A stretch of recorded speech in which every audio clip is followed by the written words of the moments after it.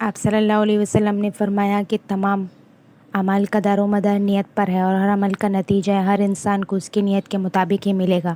بس جس کی ہجرت ترک وطن دولت دنیا حاصل کرنے کے لیے ہو یا کسی عورت سے شادی کی غرض سے ہو، بس اس کی ہجرت انہی چیزوں کے لیے ہوگی جن کے حاصل کرنے کی نیت سے اس نے ہجرت کی ہے۔ صحیح بخاری حدیث 1۔ ایک شخص حارث بن حشام نامی نے حضور صلی اللہ علیہ وسلم سے سوال کیا تھا کہ حضور، آپ پر وحی کیسے نازل ہوتی ہے؟ آپ صلی اللہ علیہ وسلم نے فرمایا کہ وحی نازل ہوتے وقت کبھی مجھ کو گھنٹی کی آواز محسوس ہوتی ہے، اور وحی کی یہ کیفیت مجھ پر بہت چاک گزرتی ہے۔ جب یہ کیفیت ختم ہوتی ہے تو میرے دل و دماغ پر اس فرشتے کے ذریعے نازل شدہ وحی محفوظ ہو جاتی ہے، اور کسی وقت ایسا ہوتا ہے کہ فرشتہ بشکل انسان میرے پاس آتا ہے اور مجھ سے کلام کرتا ہے، بس میں اس کا کہا ہوا یاد کر لیتا ہوں۔ حضرت عائشہ رضی اللہ عنہا کا بیان ہے کہ میں نے سخت کڑاکے کی سردی میں حضور صلی اللہ علیہ وسلم کو دیکھا کہ آپ صلی اللہ علیہ وسلم پر وحی نازل ہوئی، اور جب اس کا سلسلہ موقوف ہوا تو آپ صلی اللہ علیہ وسلم کی پیشانی پسینے سے شرابور تھی۔ صحیح بخاری حدیث 2۔ حضور صلی اللہ علیہ وسلم پر وحی کا ابتدائی دور اچھے سچے خوابوں سے شروع ہوا۔ آپ خواب میں جو کچھ دیکھتے وہ صبح کی روشنی کی طرح صحیح اور سچا ثابت ہوتا۔ پھر بجانب قدرت آپ تنہائی پسند ہو گئے، اور آپ صلی اللہ علیہ وسلم نے غار حرا میں خلوت نشینی اختیار فرمائی، اور کئی دن اور رات وہاں مسلسل عبادت اور یاد الہی ذکر و فکر میں مشغول رہتے۔ جب تک گھر آنے کو دل نہ چاہتا تو شاہ ہمراہ لیے ہوئے وہاں رہتے، تو شاہ ختم ہونے پر یہ لیا محترمہ حضرت خدیجہ رضی اللہ عنہا کے پاس تشریف لاتے، اور کچھ توشہ ہمراہ لے کر پھر وہاں جا کر خلوت گزین ہو جاتے۔ یہی طریقہ جاری رہا یہاں تک کہ آپ پر حق منکشف ہو گیا اور غار حرا ہی میں قیام پذیر تھے کہ اچانک حضرت جبرائیل علیہ السلام آپ کے پاس حاضر ہوئے اور کہنے لگے، اے محمد پڑھو۔ آپ فرماتے ہیں کہ میں نے کہا میں پڑھنا نہیں جانتا۔ آپ صلی اللہ علیہ وسلم فرماتے ہیں کہ فرشتے نے مجھے اتنے زور سے دبایا کہ میری طاقت جواب دے گئی، پھر مجھے چھوڑ کر کہا پڑھو۔ میں نے پھر وہی جواب دیا کہ میں پڑھا ہوا نہیں ہوں۔ اس فرشتے نے مجھ کو نہایت زور سے دبایا، مجھ کو سخت تکلیف محسوس ہوئی، پھر اس نے کہا کہ پڑھ۔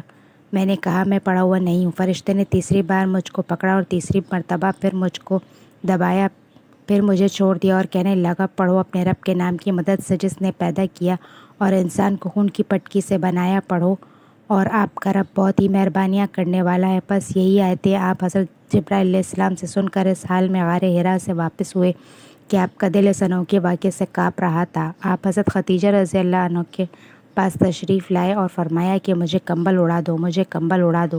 انہوں نے آپ کو کمبل اڑا دیا۔ جب آپ کا ڈر جاتا رہا تو آپ نے اپنی زوجہ محترمہ حضرت خدیجہ رضی اللہ عنہا کو تفصیل کے ساتھ یہ واقعہ سنایا اور فرمانے لگے کہ مجھ کو اب اپنی جان کا خوف ہو گیا ہے۔ آپ کی اہلیہ محترمہ حضرت خدیجہ رضی اللہ عنہا نے آپ کی ڈھارس بندھائی اور کہا کہ آپ کا خیال صحیح نہیں ہے، خدا کی قسم آپ کو اللہ کبھی رسوا نہیں کرے گا، آپ تو اخلاق فاضلہ کے مالک ہیں، آپ تو کنبہ پرور ہیں، بے کسوں کا بوجھ اپنے سر پر رکھ لیتے ہیں، مفلسوں کے لیے آپ کماتے ہیں، مہمان نوازی میں آپ بے مثال ہیں، اور مشکل وقت میں آپ امر حق کا ساتھ دیتے ہیں۔ ایسے اوصاف حسنہ والا انسان یوں بے وقت ذلت و خواری کی موت نہیں پا سکتا۔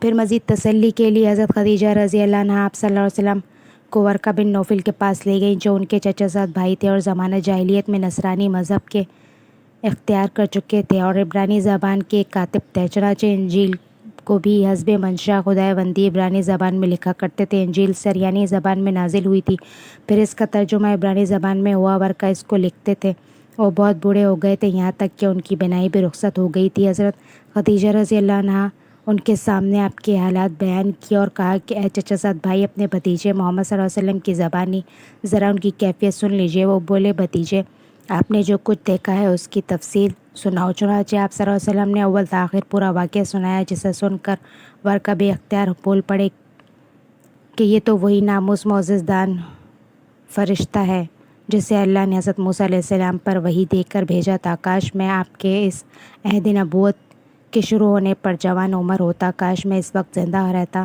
جبکہ آپ کی قوم آپ کو اس شہر سے نکال دے گی۔ رسول اللہ صلی اللہ علیہ وسلم نے یہ سن کر تعجب سے پوچھا کہ کیا وہ لوگ مجھ کو نکال دیں گے حالانکہ میں تو ان میں صادق اور امین مقبول ہوں؟ ورقہ بولا، ہاں یہ سب سچ ہے، مگر جو شخص بھی آپ کی طرح امر الحق لے کر آیا لوگ اس کے دشمن ہی ہو گئے۔ اگر مجھے آپ کی نبوت کا وہ زمانہ مل جائے تو میں آپ کی پوری مدد کروں گا، مگر ورقہ کچھ دنوں کے بعد انتقال کر گئے۔ پھر کچھ عرصے تک وحی کی آمد موقوف رہی۔ صحیح بخاری حدیث 3۔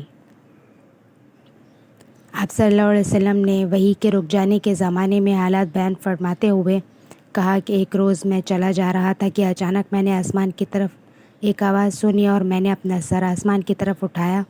کیا دیکھتا ہوں کہ وہی فرشتہ جو میرے پاس غار حرا میں آیا تھا وہ آسمان و زمین کے بیچ میں ایک کرسی پر بیٹھا ہوا ہے۔ میں اس سے ڈر گیا اور گھر آنے پر میں نے پھر کمبل اوڑھنے کی خواہش ظاہر کی۔ اس وقت اللہ پاک کی طرف سے یہ آیت نازل ہوئی، اے لحاف اوڑھ کر لیٹنے والے، اٹھ کھڑا ہو اور لوگوں کو عذاب الہی سے ڈرا اور اپنے رب کی بڑائی بیان کر اور اپنے کپڑوں کو پاک صاف رکھ اور گندگی سے دور رہ۔ اس کے بعد وحی تیزی کے ساتھ پے در پہ آنے لگی۔ صحیح بخاری حدیث 4۔ رسول اللہ صلی اللہ علیہ وسلم سب لوگوں سے زیادہ جواد سخی تھے، اور رمضان میں دوسرے اوقات کے مقابلے میں جب حضرت جبرائیل علیہ السلام سے ملتے تو بہت ہی زیادہ جود و کرم فرماتے۔ جبرائیل علیہ السلام رمضان کی ہر رات میں آپ صلی اللہ علیہ وسلم سے ملاقات کرتے اور آپ صلی اللہ علیہ وسلم کے ساتھ قرآن کا دورہ کرتے۔ اگر حضور صلی اللہ علیہ وسلم لوگوں کو بھلائی پہنچانے میں بارش لانے والی ہوا سے بھی زیادہ جود و کرم فرمایا کرتے تھے۔ صحیح بخاری حدیث 6۔